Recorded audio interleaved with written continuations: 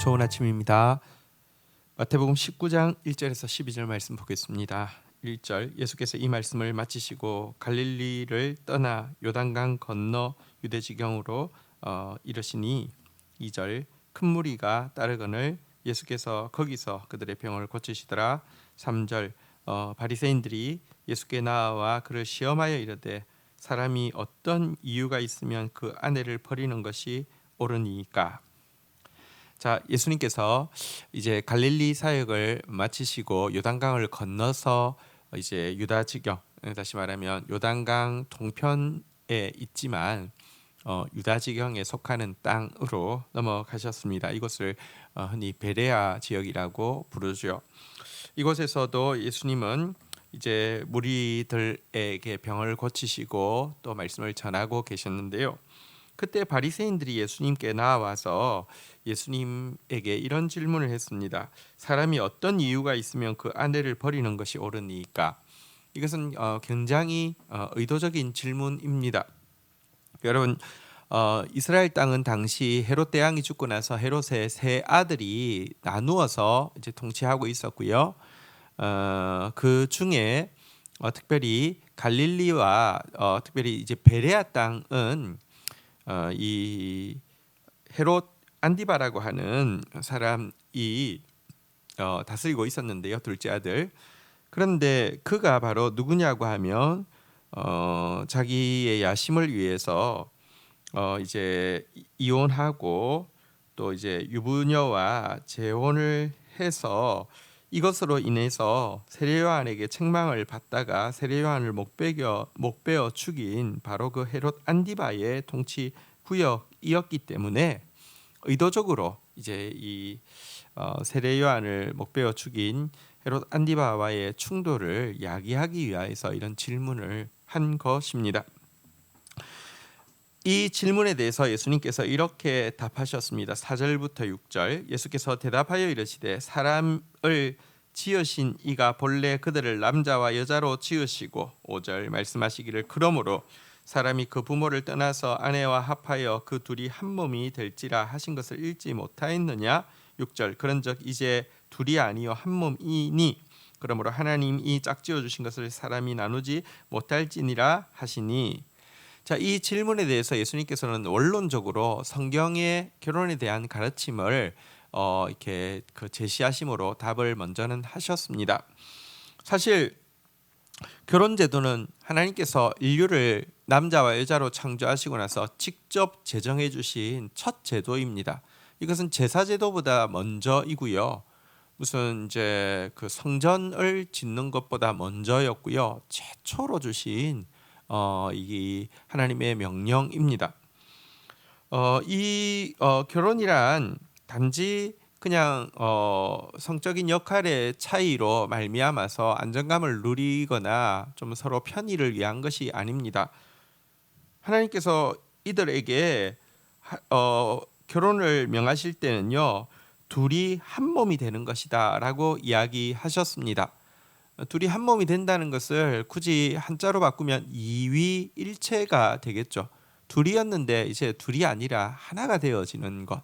사실 하나님께서 이 결혼 제도를 허락하여 주신 것은요, 신약 성경에 보면 이 비밀이 크도다. 그러니까 사람이 그 부모를 떠나 아내와 합하여 둘이 한 몸이 될지니라 이 구절을 인용하고 나서 이 비밀이 크도다. 나는 그리스도와 교회에 관하여 말하노라라고 이야기를 했는데요. 사람이 최소 단위의 교회를 이루는 것, 이 이제 부부가 둘이 하나 되어지는 것은요, 이위일체는 앞으로 궁극적인 삼위일체, 이 교회와 그리스도가 하나 되어지는 이게 이제 또 하나의 삼위일체지 않습니까? 삼위일체로 나아가게 하기 위한 하나님의 계획이다, 이렇게 이야기를 하고 있습니다. 다시 말하면 이 결혼 제도라는 것은요, 삼위일체 하나님의 성품에서 나온 것이고 이 삼위일체에 우리를 참여하게 하기 위해서 나온 것입니다. 삼위일체란 하나님은 교제하시는 하나님이고 그 하나님의 교제는 분리할 수 없는 온전한 하나됨이다라는 것이고요. 여기에 진짜 구원과 행복이 있다라는 것이 삼위일체의 하나님의 성품이 보여주는 것입니다. 바로 이 교제와 하나됨, 그로 말미암는 구원을 인간에게 주시기 위한 제도이기 때문에 하나님이 짝지어 주신 것을 한 몸 되게 하신 것을 사람이 나눌 수 없다. 이렇게 예수님께서 답을 하셨습니다. 하지만 바리새인들은 이 답 듣고 싶어서 성경의 원리를 알고 싶어서 한 것이 아니잖아요. 실족시켜 가지고 결국은 안디바와 충돌하게 하기 위함 아닙니까? 그래서 다시 질문을 이어서 합니다. 7절 여짜오되 그러면 어찌하여 모세는 이혼 증서를 주어서 버리라 명하였나이까? 8절 예수께서 이르시되 모세가 너희 마음의 완악함 때문에 아내 버림을 허락하였거니와 본래는 그렇지 아니하니라. 9절 내가 너희에게 말하노니 누구든지 음행한 이유 외에 아내를 버리고 다른 데로 장가 가는 자는 간음함이니라. 자, 바리새인들이 물었습니다. 아니 하나님이 짝지어 주신 것을 사람이 나누지 못할지라고 말하셨는데 모세는 이혼 정서를 주면 버리라고 했지 않습니까? 이렇게 이제 율법을 가지고 반박을 합니다. 그러자 예수님께서 이야기하셨습니다. 모세가 이혼 정서를 주어서 버리라고 할 때 방점이 이혼 정서를 주어서 버리라에 있는 것이 아니라 이혼 정서를 주어서 버리라라고 돼 있다는 것을 이야기하셨습니다. 인간의 완악함 때문에 함부로 아내를 버리지 못하도록 하기 위해서 이혼 정서를 써주는 복잡한 절차를 거치고 또 이것을 이 제사장 앞에서 이렇게 작성하고 이런 과정을 거쳐야지 버릴 수 있게 했다 이건데요. 근데 인간은 여러분 율법에 이렇게 있어도 이거를 자기 편의적으로 사용하면요. 하나님은 타협할 수 없지만 인간은 타협할 수 있잖아요. 제사장들한테 또 제사장들도 인간이니까요. 이렇게 뭐랄까요? 제사장들도 자기 자리와 자기 이익을 위해서요.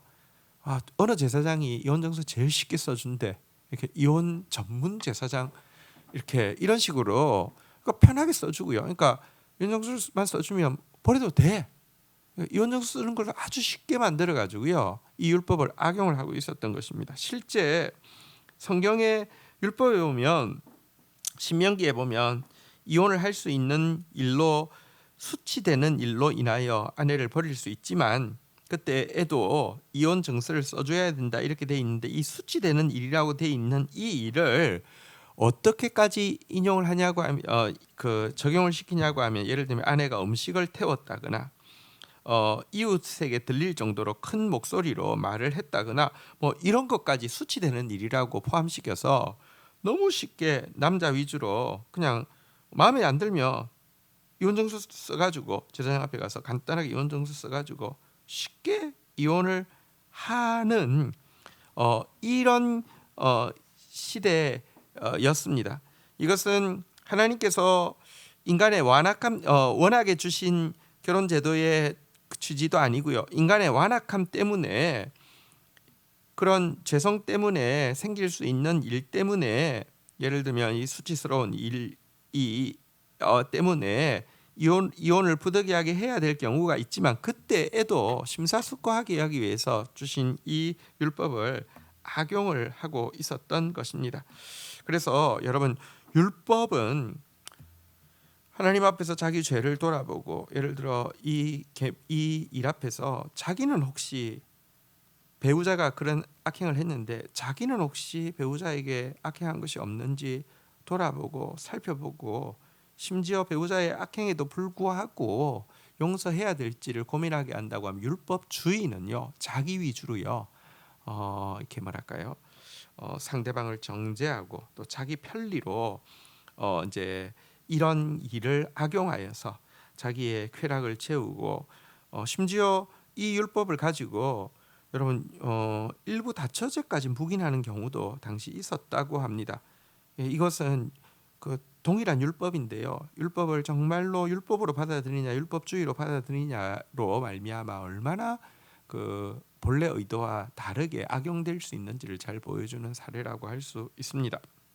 그러나 예수님께서는 이 자리에서 이 수치되는 일을 그렇게 확장시키는 것에 대해서 명확하게 이 수치되는 이런 음행한 이유 외에는 이라고 이야기하면서 배우자가 불륜을 저질러서 신의를 배신한 일로만 제한을 시키고 있음을 또 보게 됩니다. 어쨌든 오늘날 한국 사회는 이혼이 너무 쉬워졌고요. 재혼도 많이 쉬워진 사회인데요. 하나님의 원래 결혼 제도가 무엇이며 이 이위일체를 통하여서 삼위일체로 나아가게 하시려는 거룩한 하나님의 계획과 또 배우자에 대해서 내가 어떤 경우에만 이혼을 할 수 있는지에 대해서 이 원래의 기준을 면밀하게 겸손하게 또 크게 생각하는 것은 정말 필요합니다. 모든 이혼이 잘못됐다 이렇게 이야기할 수 없고요. 또 교회 이혼한 성도들의 그 아픔에 대해서 너무 쉽게 율법의 잣대를 가지고 이야기하는 거 그거 절대로 주님도 그렇게 하지 않았을 것입니다. 그러나 너무 쉽게 이혼이 행해지는 이 시대에 하나님의 기준을 스스로 크게 생각하는 것은 거듭 강조해도 지나치지 않은 것을 기억해야 할 것입니다. 자, 이어지는 이 대화를 들은 제자들의 푸념인데요. 10절입니다. 제자들이 이르되 만일 사람이 아내에게 이같이 할진대 장가들지 않는 것이 좋겠나이다. 11절 예수께서 이르시되 사람마다 이 말을 받지 못하고 오직 타고난 자라야 할지니라. 12절 어머니의 태로부터 고자된 자도 있고 사람이 만든 고자도 있고 천국을 위하여 스스로 된 고자도 있도다. 이 말을 받을 만한 자는 받을지어다. 제자들은 이혼이 이렇게 어렵다는 이야기를 듣자 푸념을 했습니다. 그럴 것 같으면 차라리 장가들지 않는 것이 좋겠습니다. 이렇게 이야기했습니다. 왜냐고 하면 이 말을 들어보면 그 당시 얼마나 이혼이 쉬웠는지를 잘 알 수 있습니다. 건수만 있으면 이혼 청서 탁 던져주고 바로 이혼이 되었다는 것을 알 수 있습니다. 하지만 예수님께서는 이 이야기를 들으시고는 내가 결혼을 유지할 자신이 없어서 결혼하지 않겠다. 이것은 결혼하지 않는 합당한 이유가 아니라고 이야기합니다. 결혼하지 않을 합당한 이유는 오직 하나님께서 독신의 은사를 주셨거나 아니면 천국을 위한 자발적인 헌신으로 말미암아 자신을 하나님 앞에 드려서 이렇게 어떻게 하면 아내를 기쁘게 할까가 아니라 어떻게 하면 주를 기쁘게 할까 바울처럼 그냥 정말 자신을 하나님께 고스란히 드린 경우가 아니라고 하면 단지 결혼 생활 유지하기 힘들 것 같은데요, 혹은 결혼 생활을 하면 불편할 것 같은데요 라는 생각으로 결혼하지 않는 것은 합당치 않다 이렇게 가르쳐주고 있습니다. 오늘 이 교훈은 사회의 도덕적 기준은 시대에 따라서 자꾸 변하죠.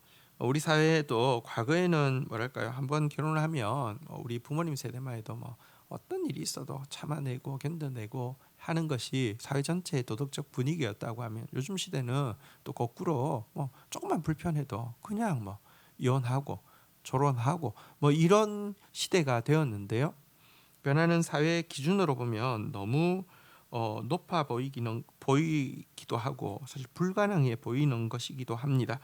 하지만 사실 하나님의 기준이야말로 불가능한 것도 아니고요, 또 불필요한 것도 아닙니다. 하나님의 기준이 인간이 가장 행복할 수 있는 가장 중요한 틀이라는 것을 다시 크게 기억하는 저와 여러분들이 되시기를 축복합니다. 주신 말씀 붙잡고 기도하며 나가도록 하겠습니다.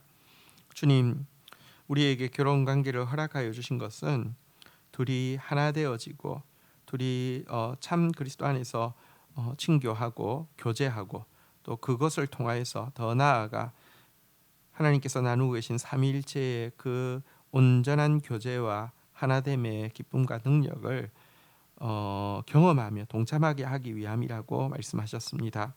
우리의 결혼이 그와 같은 결혼으로 나아갈 수 있도록 축복하여 주옵소서.